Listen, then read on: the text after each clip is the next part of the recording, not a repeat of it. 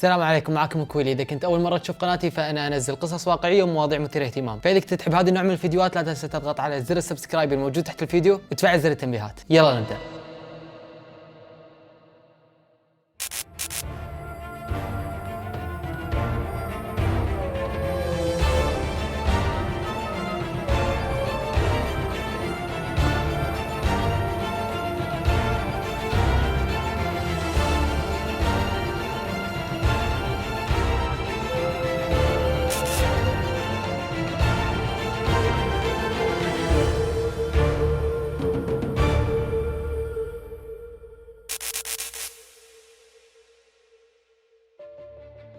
في شمال شرق ولاية يوتا الأمريكية تواجه عائلة شرمان حرب مع مخلوقات غريبة من نوعها في مزرعتهم الجديدة. في البداية يظنون إنها حيوانات مفترسة، لكن مع الوقت يكتشفون إنهم قاعدين يواجهون كيانات أقوى منهم، وتبدأ الحوادث المخيفة تزيد إلى أن صاروا يحسون إن حياتهم بخطر، خصوصاً بعد ما اكتشفوا إن هالمخلوقات لها القدرة على القتل.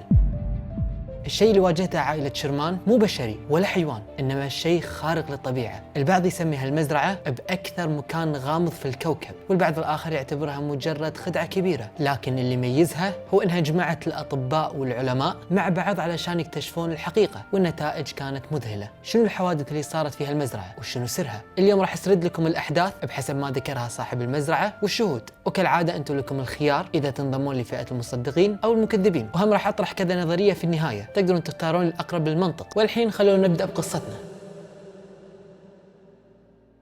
في عام 1994 كان في عائلة اسمها عائلة شرمان اللي تتكون من الزوجين تيري وجوين وأبنائهم الاثنين. هالعائلة في سنة 1994 قرروا أنهم ينتقلون لمزرعة جديدة، فهني بدأ الأبو تيري بالبحث عن مزرعة تكون كبيرة وبنفس الوقت سعرها معقول، وما لقى أي مزرعة مثالية أكثر من مزرعة سكين ووكر اللي موجودة بولاية يوتا. كانت هالمزرعة متواجدة في منتصف منطقة معزولة بجانب أحد الغابات، وأصحاب هالمزرعة الأصليين هم الزوجين كينيث وإديث مايرز. هالزوجين كانوا كبار بالسن وهجروها من 7 سنوات، وبحكم انها كانت مهجوره لاحظ تيري انها تحتاج الكثير من الاصلاحات والترميم، لكن ما كان عنده مشكله لان المالك الاصلي عرضها بسعر جدا رخيص مقارنه بحجمها. فوافق تيري واخذ منه العقد عشان يوقعه، بس في نهايه العقد لاحظ تيري بند غريب، وهالبند يقول ممنوع تحفر باي منطقه بالمزرعه إلا بعد ما يستأذن الزوجين اللي هم الملاك الأصليين، والأغرب من ذلك إنه ما راح يتم بيع المزرعة إلا بعد الموافقة على هالشرط. شيء غريب، ومن الطبيعي استغرب تيري وتساءل، قال إنزين أنا راح أشتري المزرعة منه وراح تكون ملكي، يعني كيفي أبي أحفر أبي أزرع، بالأخير هذه صارت أرضي وشاريها بفلوسي. فتيري ما أهتم لهالشرط ووقع العقد وقال خليه يولي، سواء حفرت ولا ما حفرت وش دراه، ما راح يدري، وخلاص باع لي الأرض. المهم تمت البيعة. بعدها استلم تيري المزرعة وبدأ ينقل أغراضه هو وعائلته. العائلة كانوا جدا متحمسين، كل هالمساحة الكبيرة راح تكون لهم وراح تكون لحيواناتهم اللي قاعد يربونهم، وغير هذا كانوا متحمسين حق البيت اللي موجود داخل المزرعة، لكن حماسهم خلاهم يغفلون عن بعض الأشياء الغريبة الملحوظة داخل البيت. يوم دخلوا البيت شافوا النوافذ كلها مثبتة ومقفولة بمسامير،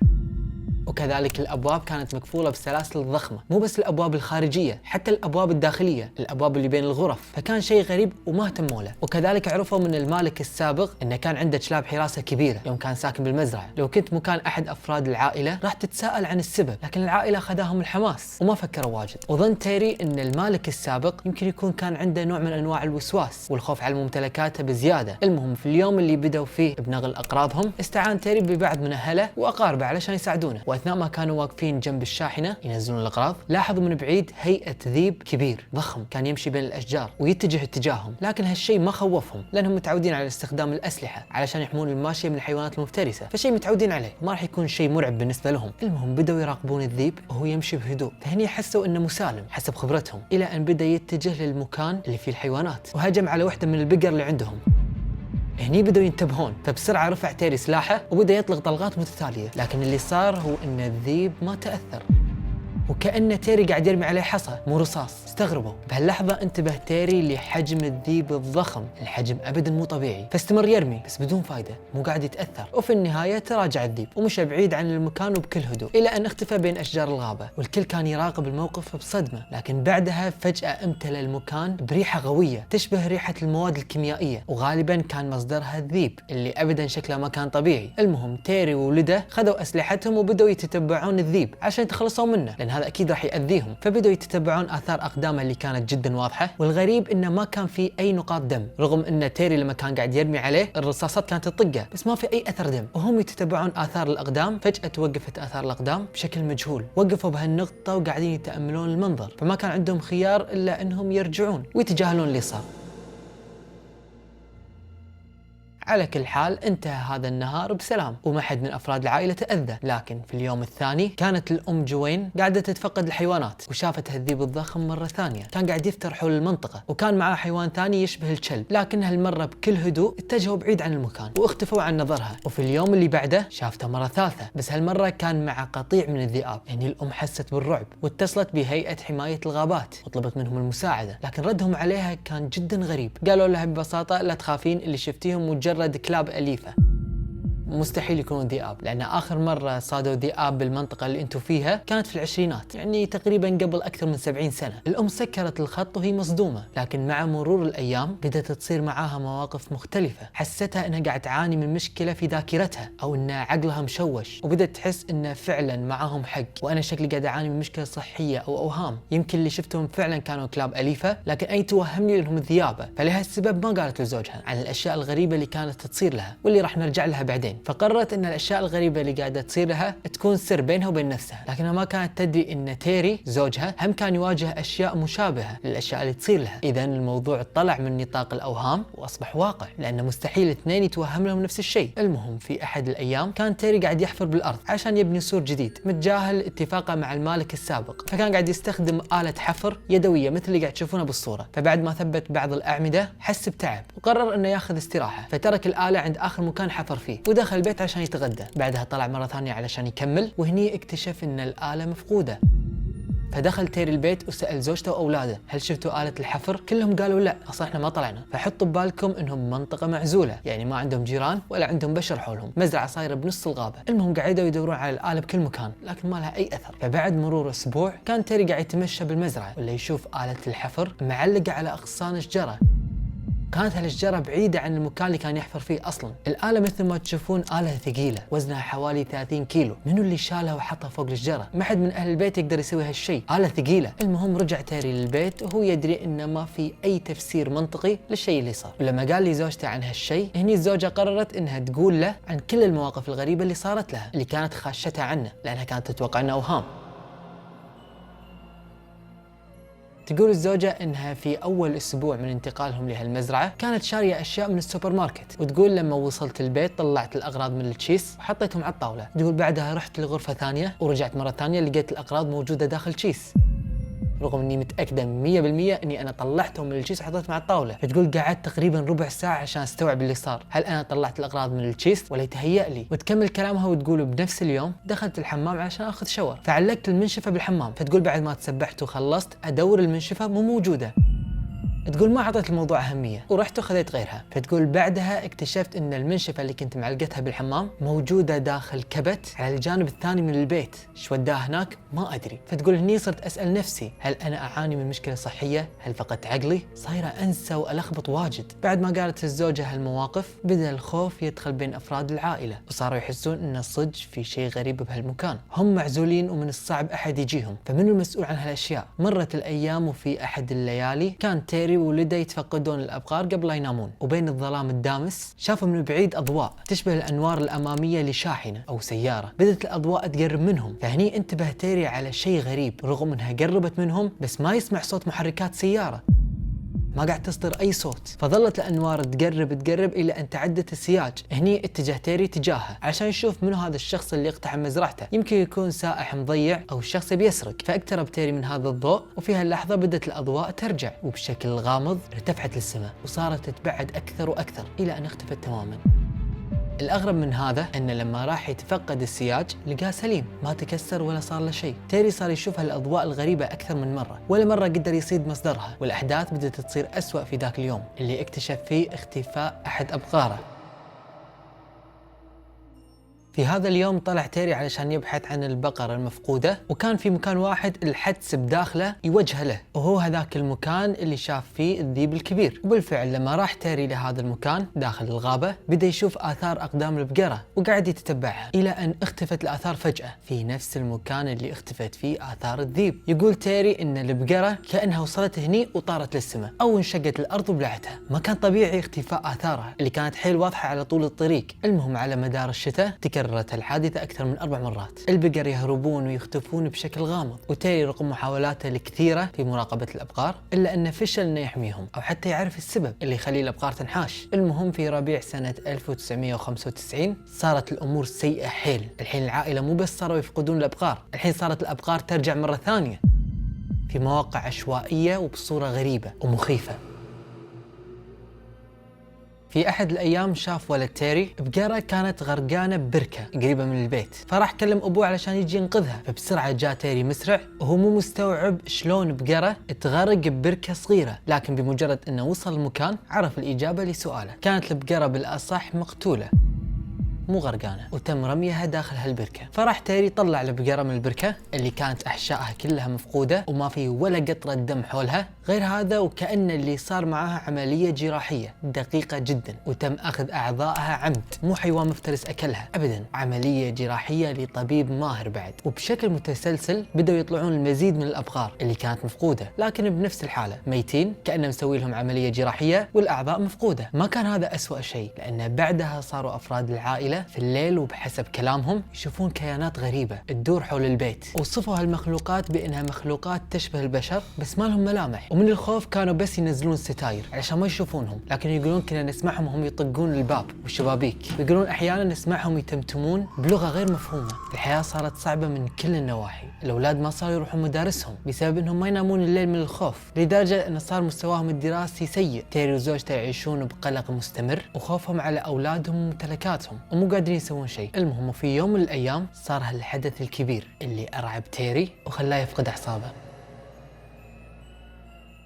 كان تيري قاعد عند شباك غرفته كالعادة يراقب الوضع، ماسك بندقيته بإيده، وفجأة لاحظ ظاهرة أول مرة يشوفها. تيري شاف بالسماء شيء دائري يشبه هذا الجرم السماوي اللي الحين حاط لك إياه بالشاشة، ولحسن الحظ كانت بندقيته فيها منظار. فرفع تيري بندقيته وحطها على اتجاه هذا الجرم وقام يزوم بالمنظار إلى أن شاف الجرم بوضوح. يوصف تيري الجرم بأنه مثل بوابة أو ثقب بالسماء، كان لونه برتقالي، وعلى الرغم من أنه كان بالليل إلا أنه شاف بداخله لون أزرق وكأنه قاعد يشوف السماء بالنهار. فهني حس انه قاعد يطالع بوابة لعالم آخر، وهو مركز بدأ يشوف كيان أسود يتسلل ويزحف لهالبوابة.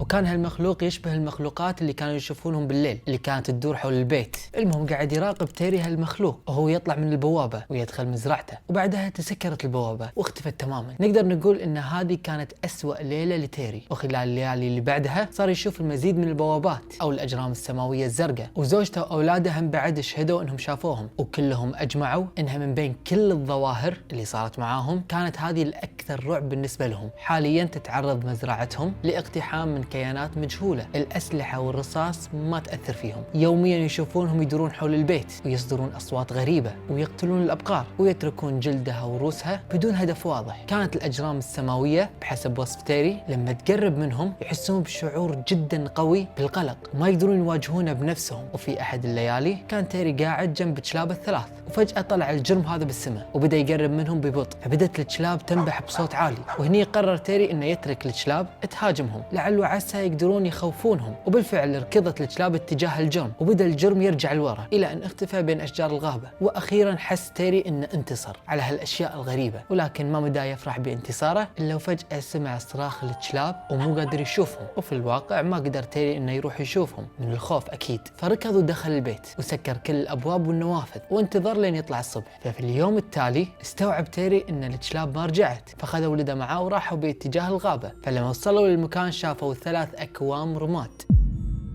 في دوائر صغيرة محترقة بالأرض، وكأن النار شبت بهالمكان وطفت. وما يحتاج أوضح أكثر، الرماد يرجع لشنو؟ أكيد للكلاب الثلاثة. في هالمرحلة فقد تيري 14 بقرة و3 كلاب، صار يحس بالخوف على حياته وحياة عائلته. وأخيرا اللحظة اللي الكل ينتظرها، قرر تيري إنه ياخذ عائلته ويطلعون من المزرعة بأسرع وقت ممكن. عرض تيري المزرعة للبيع وتوجه لأحد المحطات الإخبارية وقال لهم عن قصته بالكامل مع مزرعة سكين ووكر، وإنه يحتاج يبيعها بأسرع وقت. وقتها تم نشر قصته في الصحف، وبأحد الأيام طاح الخبر بإيد شخص اسمه روبرت بيجلو. روبرت هو رجل أعمال وملياردير، استثمر ملايين الدولارات بس علشان يشكل فريق بحث علمي للبحث عن خوارق ما وراء الطبيعة واستكشافها. وأطلق على فريقه اسم المعهد الوطني لعلوم الاكتشاف اللي هي National Institute for Discovery Science، واختصارها NIDS. روبرت هو الشخص نقدر نقول انه فعلا مهووس بمواضيع ما وراء الطبيعة. في يوم عرف عن مزرعة سكين ووكر وعرف انها معروضة للبيع، شاف انها فرصة ذهبية علشان تكون مقر تحقيق وبحث لفريقه العلمي، مو بس للتحقيق في المزرعة بل هم بعد يقدر يخليها مقر للمزيد من الابحاث عن هالخوارق. المهم اشترى روبرت المزرعة من تيري سنة 1996، وعلى الرغم من ان تيري ما عاد يتحمل انه يقعد بهالمكان الا انه ما زال عنده فضول كبير ناحية الاشياء اللي شافها، وما زال يبي يعرف شنو مصدرها. فاتفق تيري مع روبرت اتفاق بانه يخلي الابقار والثيران والحيوانات الخاصة بالمزرعة وانه يظل معاهم ويصير مدير ثاني للمكان، او يقول لهم معلومات يمكن يحتاجونها للبحث بحكم انه عاش فيها مدة 2 وشاف كل شيء بعينه. في النهاية روبرت وفريقه هم مجموعة علماء ورجال اعمال ما عندهم الخبرة الكافية عن هالمزرعة، فوافق روبرت على هالعرض وانتقل هو ويا فريقه للمزرعة. روبرت كان حريص جدا انه يختار فريق من العلماء والاساتذة اللي ما عندهم اهتمام كبير بالخوارق، كان يبي اشخاص مشككين وتفكيرهم دائما يكون منطقي او ما يؤمنون بالخوارق عشان يقدر يثبت اذا فعلا في شيء غير طبيعي بهالمكان. اول خطوة قرروا الفريق انهم يسوونها هو عمل اختبارات للعائلة عشان يتاكدون انهم فعلا صادقين وما قاعد يكذبون. الاختبارات تتعلق بالصدق والكذب وفحوصات طبية عشان يتاكدون انهم ما يعانون من اي مشكلة نفسية او عقلية. وخلال سنة كاملة تم اجراء هالاختبارات، وهم بعد تم فحص بيئة المزرعة والبحث عن اي نباتات ممكن تكون ضارة او تطلع مواد ضارة ممكن هالعائلة تنفسوها وسببت لهم هلاوس واوهام. فبحث الفريق كان مكثف ودقيق حتى على انابيب الماء، بذلوا كل جهدهم بس علشان يتاكدون ان الموضوع مو مشكلة نفسية او بيئية، والنتيجة كانت ان العائلة سليمة والبيئة طبيعية ما في اي شيء. خلال هالسنة ما كان في ظواهر غريبة باستثناء بعض الاضواء اللي تطلع وتختفي بدون لا يعرفون مصدرها. وفي يوم من الايام استعان تيري بزوجته علشان تساعده على انهم يحطون علامات صفراء على اذن الابقار،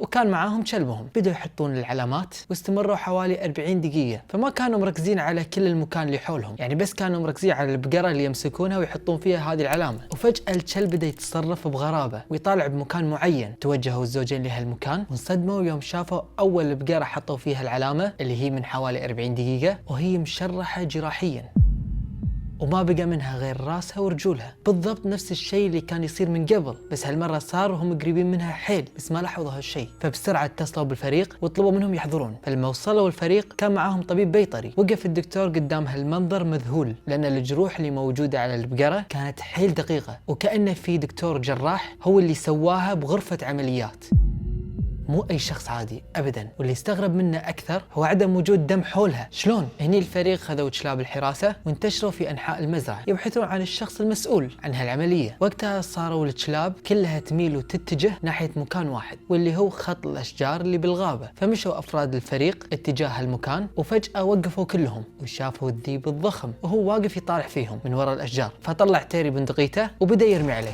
بس ما صار له شيء وهرب بعيد عنهم داخل الغابه. هني الفريق بسرعه كل واحد راح باتجاه معين علشان يحاصرون هالمخلوق الغريب ويمسكونه. بحثوا عنه واجد بس اختفى فجأة. مخلوق ضخم حيل يشبه الذيب لكن مو ذيب ولا هو بشري. ما فهموا شنو هو لكنهم شموا ريحة كيميائية سيئة اللي قال لهم تيري عنها من قبل. فرجعوا الفريق للبيت وهم محبطين وقاعدين يتناقشون عن هالموضوع. كان عندهم آثار أقدامه وكان قريب منهم حيل لكنهم ما قدروا يفهمون شلون شيء بهالحجم قدر يفلت منهم بسهولة. خلال الشهر اللي بعده استمروا بالبحث عن هالمخلوق لكن بدون فايدة. كل اللي لاحظوه هو ان كلاب الحراسة صارت تتصرف بغرابة وكأنها خايفة من شيء، وصاروا يخافون يطلعون للمزرعة ويرجفون كأن في شيء مهددهم. وفي مرة من المرات كان تيري وزوجته يتفقدون حال الحيوانات ويفترون حول المزرعة، لكنهم لاحظوا من زاوية معينة من بعيد ان الحظيرة اللي تركوا فيها الثيران الأربعة كانت فاضية ما يشوفون داخلها شيء، فاستغربوا وخافوا حيل لأن هالنوع من الثيران كان غالي جدا ومو مستعدين أبدا انهم يفقدونه، فتوجهوا بسرعة للحظيرة عشان يشوفون ايش اللي صار. كانت أبواب الحظيرة مقفولة نفس ما هي، يعني ما حد دش ولا أحد طلع. فطالع تيري من الشباك وانتبه ان الثيران الأربعة موجودين داخل، لكن في حالة مو طبيعية. كانت الثيران كلها متجمعة بزاوية واحدة، لاصقين ببعض وهادين بطريقة غير معتادة. هم بالعادة يتصارعون ومن الصعب جدا انك تسيطر عليهم او انك تحكرهم بمكان واحد. الموضوع يحتاج ساعات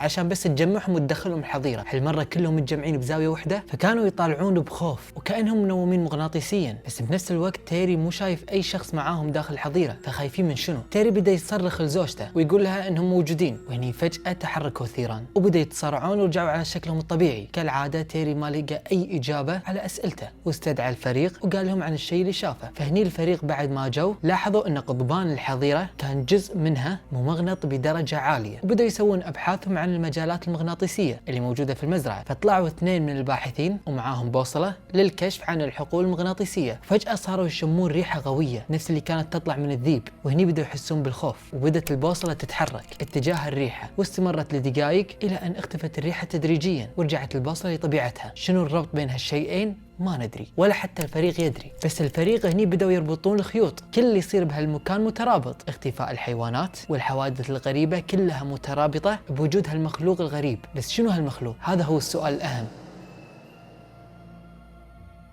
أفراد الفريق كانوا يسهرون بالليل ويراقبون المزرعة، كل مجموعة منهم في منطقة. وفي نهاية 1997 كان اثنين من الباحثين واقفين على أحد التلال في المزرعة يراقبون الوضع، وهني ظهر لهم الجرم السماوي قدام عيونهم وشافوه وهو يقرب من البيت، وشافوا نفس المخلوق اللي شافه تيري وهو يزحف من هذا الجرم، مخلوق يشبه الإنسان. فهني الباحثين ركضوا بسرعة اتجاههم ميتين خوف، وشوي شوي بدأوا يشمون ريحة سيئة، فركض هذا المخلوق بعيد عن أنظارهم، ومرة ثانية ما قدروا يمسكونه. كان هذا أكثر موقف مرعب واجهه الفريق بهالمكان. وفي عام 1998 بدت الحوادث تخف بشكل كبير، وحتى لما كان يصير معاهم شيء ما يقدرون يعرفون مصدره. استمروا الفريق بالمزرعة إلى سنة 2004، ولكنهم في النهاية استسلموا وحسوا بالعجز اتجاه الموضوع. 8 سنوات بدون نتيجة. كان هالشيء محبط لتيري وعائلته، وهم بعد لروبرت اللي كان متحمس حيل إنه يفهم الموضوع. لكن الفريق وصفوا تجربتهم بأنهم كانوا يتعاملون مع مخلوقات أقوى وأذكى من البشر بكثير، يقدرون يشوفونهم بس ما يقدرون يفهمونهم أو يسيطرون عليهم. التقطوا الفريق بعض الصور، لكنها للأسف ما كانت بجودة زينة، مثل ما تعرفون نهاية التسعينات، فما قدروا يصورون غير صور الحيوانات اللي تم تشريحها وبعض الصور للأضواء اللي كانوا يشوفونها، واللي كذلك ما تعتبر أدلة قوية. وفي عام 2005 نشر كولوم كيلر، واللي هو عالم كيمياء حيوية وحاصل على الدكتوراه في مجاله، نشر كتاب يتكلم فيه عن تجربته الحقيقية في مزرعة سكين ووكر لما كان بوقتها ضمن فريق البحث. نشر الكتاب بالتعاون مع الصحفي الوحيد اللي كان مسموح له البقاء مع الفريق، واللي هو الصحفي جورج كناب. آخر التحديثات عن هالموضوع في سنة 2016 لما اشترى رجل الأعمال الشهير براندون فوجال المزرعة بغرض عمل بحث علمي علشان يثبت فيه أن الموضوع بالكامل ما له علاقة بالخوارق أو الأشياء ما وراء الطبيعة. يقول براندون بعد ما شرى المزرعة: على الرغم من أنني اشتريت المزرعة بصفتي مشكك، إلا أن في النهاية حدث لي موقف قريب لا يمكن إنكاره أبدا، وهو رؤية جسم غامض في وضح النهار مع العديد من الشهود. يعني كان الهدف من شراء المزرعة هو أنه يثبت العكس، عكس كلام تيري وعائلته. يعني أنتم تقولون أن اللي قاعد يصير معاكم مو طبيعي وهذه خوارق وأشياء ما وراء الطبيعة، فأنا الحين شريت المزرعة عشان اثبت ان كلامكم كذب وانتم مستغلين هذا الشيء. بس اللي صار معاه شاف هذا الشيء بعينه، فاعترف بهذا الشيء، قال انا شريته كنت مشكك، بس الموقف اللي شفته ابدا مو طبيعي. المهم وبكذي تكون انتهت هالقصه نهايه غامضه مثل احداثها، وتم انتاج الكثير من الافلام والافلام الوثائقيه عنها، واكيد طلعت الكثير من النظريات المنطقيه والغير منطقيه. واحده من النظريات هذه تقول ان الاحداث اللي صارت كان مصدرها المخلوقات الفضائيه، ونظريه اخرى تقول ان هالمزرعه هي مكان التقائنا بالعوالم الأخرى، العوالم المتوازية. وفي نظرية ثالثة واللي هي الأكثر شهرة وتعتبر شوي أسطورة، تقول أن السكان الأصليين لهالمنطقة هم من قبيلة اسمها قبيلة نافاجو، وأنهم كانوا يعانون من وجود ساحرة خبيثة. كانت هالساحرة تتشكل على هيئة أي مخلوق، وغالبا كانت تختار مخلوق مشابه للذئب، واللي أطلقوا عليها اسم سكين ووكر، وصار يطارد أي شخص يسكن هالمكان بحسب الأسطورة. وفي نظرية تقول أن هالمنطقة بالأساس هي منطقة تجارب سرية أمريكية، ولذلك أطلقوا عليها البعض لقب المنطقة 51 الثانية بسبب أحداثها المتشابهة. النظرية الأخيرة تقول أن الموضوع بأكمله مجرد كذبة كبيرة تعاونوا فيها كل من روبرت وتيري والعلماء والشهود مقابل الشو الإعلامي، لكن هالنظرية ما تنطبق على تيري، لأن تيري أصلا ما طلع ولا مرة بالإعلام وما خلى ولا أحد من أفراد عائلته يطلع بالإعلام كذلك. بالنهاية أحب أسمع آرائكم وشنو أكثر نظرية آمنتوا فيها، وإذا كان عندكم نظريات تقدرون تكتبونها، وخلوا نظرياتكم مبنية على شنو تفسيركم للأحداث اللي سمعتوها. هل تعتقدون فعلا خارقة للطبيعة أو مجرد كذبة؟ فوبس لهني نقدر نقول وصلنا نهاية قصة اليوم. فإذا عجبكم مقطع اليوم لا تنسون تسوون لايك، تنشرون المقطع بكل مكان إذا حابين تدعموني، ويعطيكم ألف عافية واللي جاي أحسن.